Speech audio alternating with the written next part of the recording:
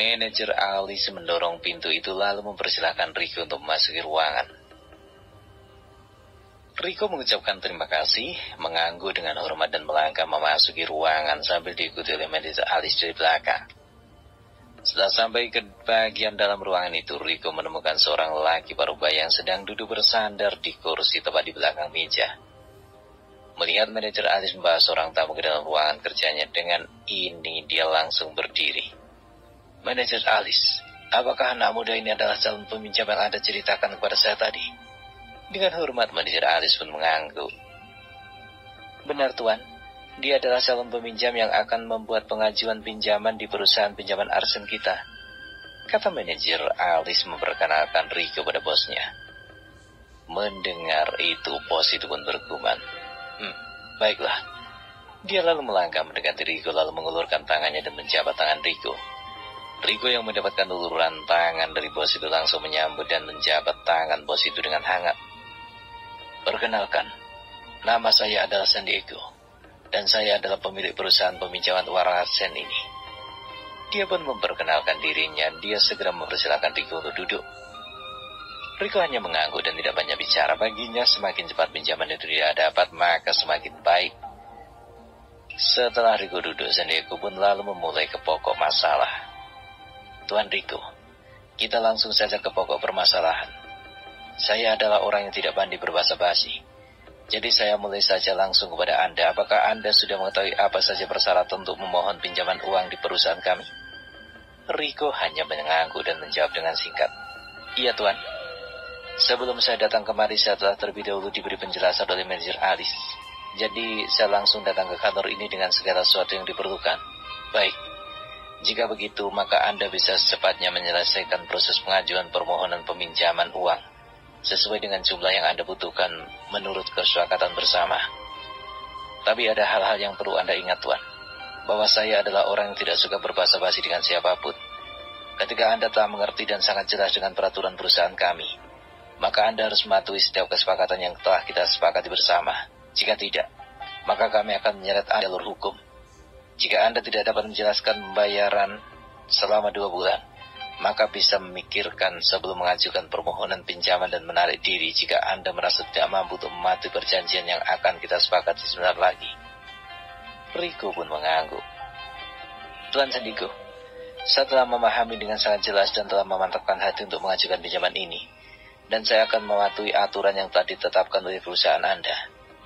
Rico saat ini benar-benar tidak punya pilihan lain. Dia tidak tahu lagi harus minta bantuan kepada siapa.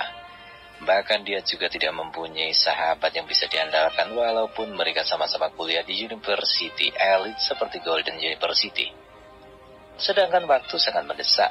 Jika dia berlengah-lengah dalam masalah ini, tidak akan menutup kemungkinan bahwa ibunya mungkin akan meninggal dunia. Saat itu terjadi, maka sekarang uang pun sudah tidak ada gunanya lagi baginya. Memikirkan hal itu tanpa pikir panjang lagi, Rico hanya bisa menyetujui dan mengangguk walaupun yang dikatakan oleh San Diego.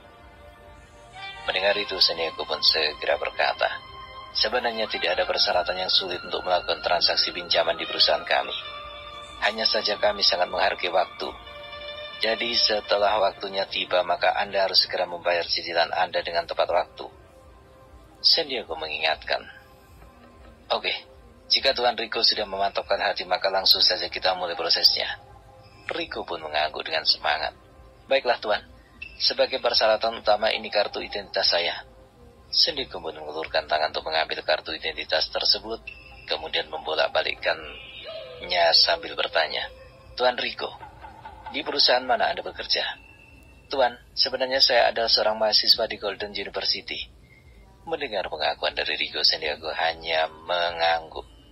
Baiklah, tidak masalah walaupun masih seorang mahasiswa.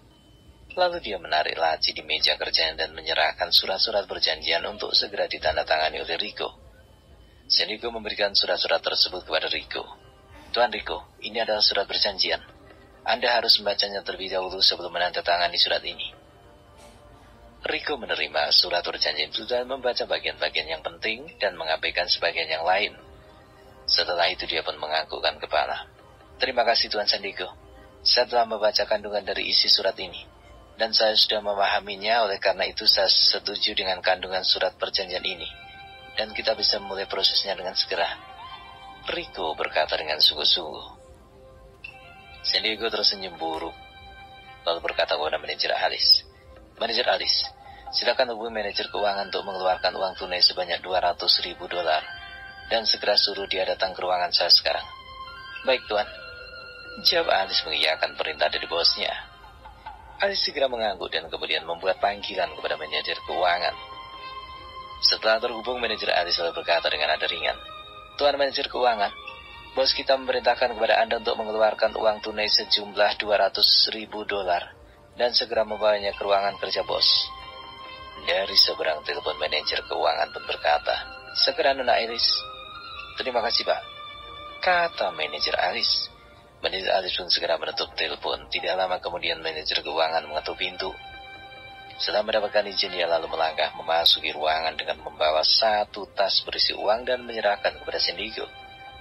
San Diego tersenyum lalu menerima uang itu, mengucapkan terima kasih kemudian memberikannya kepada Rico. Tuan Rico, silakan Anda hitung terlebih dahulu. Setelah itu kita akan sama-sama menandatangani surat perjanjian ini. Rico yang sudah tidak sabar langsung menghitung setiap ikatan uang itu.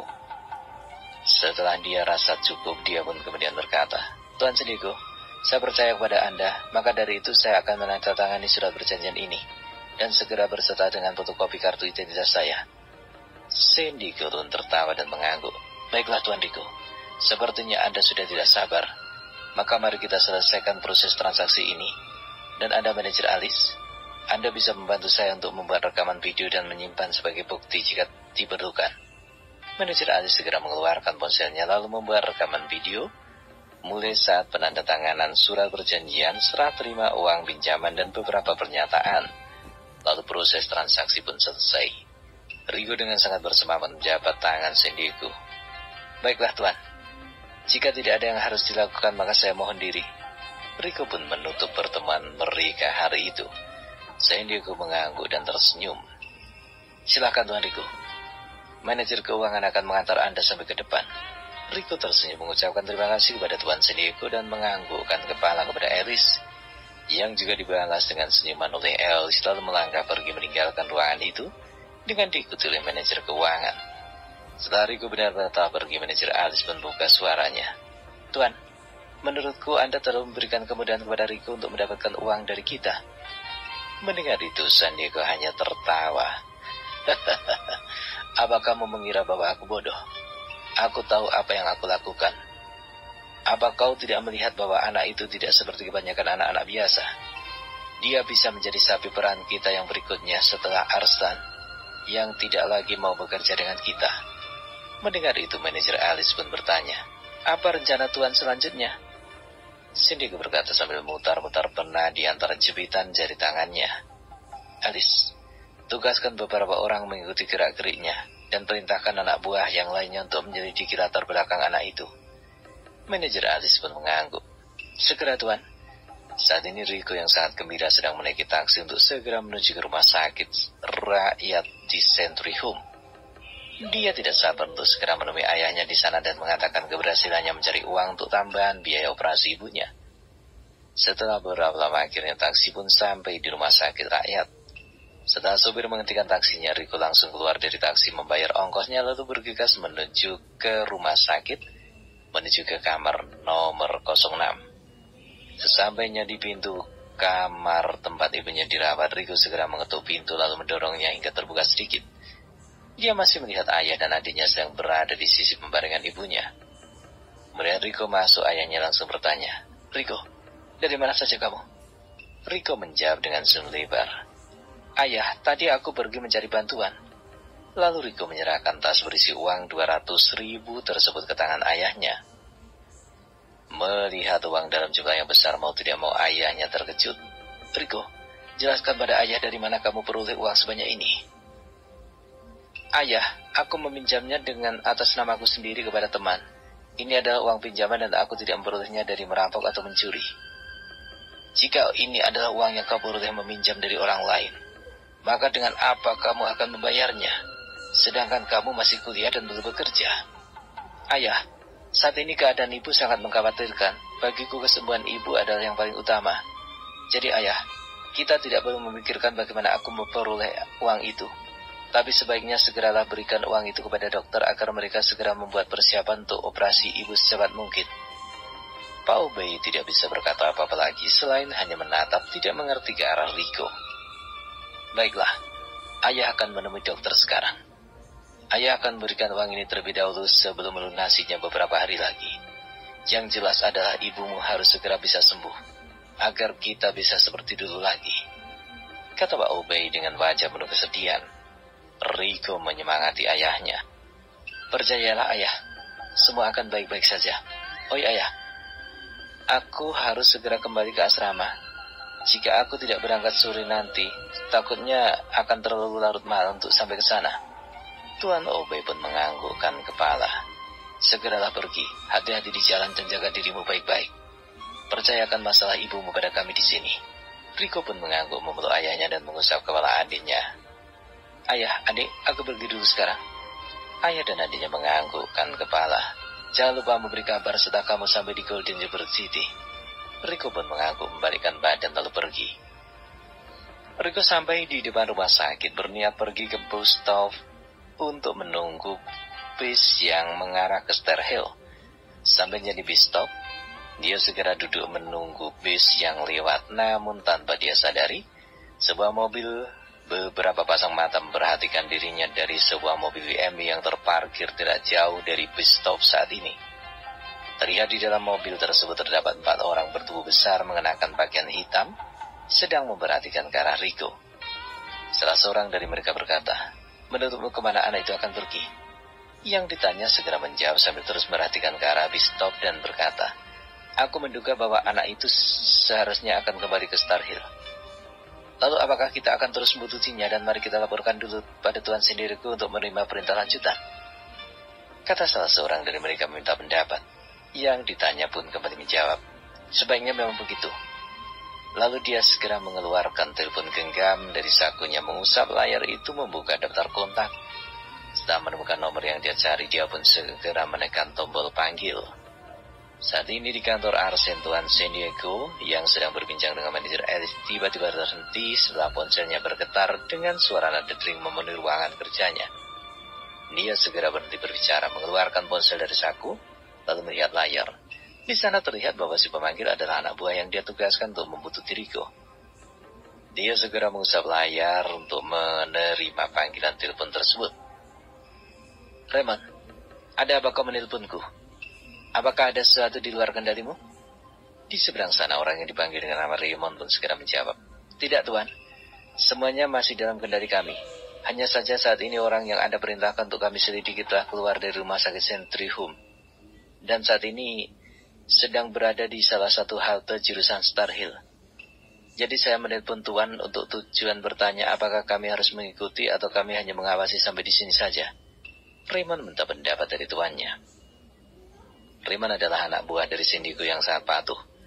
Dia adalah kepala pengawal yang sangat dipercaya oleh Sindigo, dan di bawah Raymond masih ada sekitar 100 anak buah yang mematuhi perintahnya. Semua orang di Century Home mengenal dan takut kepada Raymond. Selain bekerja menjadi alkuji untuk San Diego, dia sendiri adalah penguasa kerajaan dunia hitam di Century Home. Dia memiliki 3 orang adik yang menguasai 3 mata angin di Century Home.